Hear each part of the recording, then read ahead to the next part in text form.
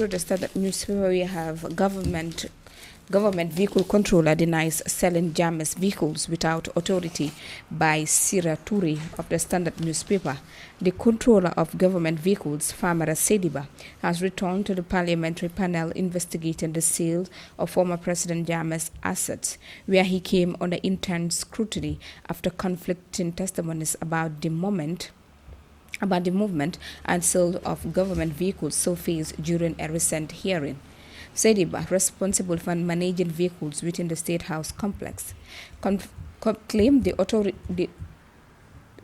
authorized the removal of only 3 old vehicle buses which, due to poor conditions, were sold to the public in 2019 after being deemed unfit for government use. However,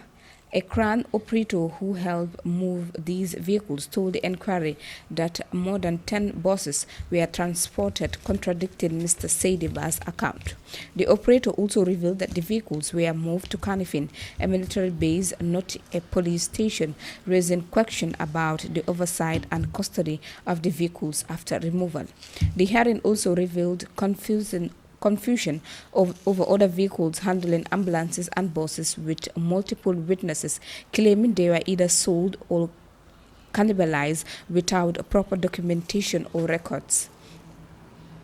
When Honorable Omar Jammeh of the inquiry panel pressed him further, Sediba admitted he lacked full knowledge of some transaction, pointing out to office of the Secretary General as the authority on procurement and disposal records. Mr. Sediba was also confronted on allegations made by a military officer attached to the Mechanical Service Agency NSA in Kotu that he was given 50,000 and 20,000 on a separate occasion from a certain unlawful transaction. When asked whether he ever met with Sergeant Adam Ajain and 3 other soldiers in Banjul over the alleged transaction, Mr. Sediba firmly denied after receiving such money. That never happened. I've never received any money from Adam Ajain or any other soldier, he told the inquiry. Members of the inquiry expressed frustration over the lack of clarity inventory and questioned Mr. Sediba's role in authorizing the sales. They also highlighted the importance of keeping accurate records and questioned how assets could be moved or sold with minimal oversight. So, yes, he's the vehicle controller at the State House, but he also denied selling Jammeh'S vehicles without authority. But his testimony shows that the proper records in record keeping, and also denied having given 50,000 and 20,000 on a separate occasion to certain individual. Meneka Forfeiture Mechanical Service Agency MSE in Kotu. Yes, the issue of these vehicles don't know how jafe-jafe yu nekk di am with regards to the vehicles doon na loo xamante ne daal dafa jaaxal ñu bëri, because most of the time most of people ñu dee ñëw pour testify, su ñëwee testify da nga dee dégg lu yéeme with regards to li nga xamante ne moo nekk moto yi. So this a particular individual bi nga xamante ne moom moo nekk di sole vehicle controller foofu ca State House, moom su ñëwee joxee this kind of testimony with regards to some of the transaction made ak li nga xamante ne moo nekk di authorization of certain vehicles pour mun a gis ne mun nañu génn foofu dem to certain places mun na wax moom si boppam mënut a wax lan mooy xew si moto yi. Who will be that particular individual ki nga xamante ne moom mun a ñëw si inquiry pour mun a gis ne mun na moo jox gaay the exact information bi nga xamante ne boobu lañ soxla with regards to the vehicles, because soo xoolee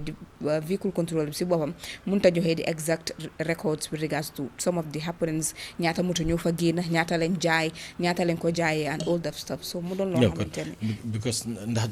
dina jafe trop mo xam loolu lu mel noonu, parce que su fekkee ne liñ nekk di dégg noonu la mbir mi demee. There was a time ñu ngi dégg ne Dusaano mos dafa ñëw jël fa moto dem. Su dee loolu am na mu jàpp ne am na every right to do that, am na the authority to do that, keneen ak keneen def loolu, then hands mooy li gaa di wax rek moom mun naa taxaw ne my hands are tied because mënuma ci dara, ñii ñëw di def nangam ak nangam. But li leer ba leer daal mooy affaire moto yooyu noonu dafa lëcc. In fact bagage si Jammeh yëpp ni mu demee nettal bi rafetut. Yes. bagage yi nuñ fa. parce que mënuñ ci am lu leer ba léegi ñaata moto lañ jaay kan lañ ko jaay naka lañ ko jaayee parce que néem suñ gis ak liste bi ñu gis ne ñii lañ jaay moto bi ak yooyu noonu ëpp na loolu am na li foog man dama jàpp ne li ñu xamul sax moo ëpp liñ jot a xam. yes. parce que amul kenn ku ñëw koo xam ne ni leeral na lépp parce que dafaa wax lii dem kële ñëw wax lee dem dafa mel ni yëf yi dañ ko fa contradict one another. exactly dafa mel ni yëf yi dañ ko fa jóoroon nekk bàyyi ko noonu ñu def naka sudut noonu yenn jaay yi ñu jaay dañ ko jaay sax te entuñ ko wala sax fi ñu ko record nit ñi gisuñ ko wala nga xam nga moo tax ñaareel su loolu amee especially yeneen njëg yi nga doon dégg ne jaay nañ ko moto yi soo ko déggee ngay borom xel li nga dee xelaat rek mooy comme tey ñu ne la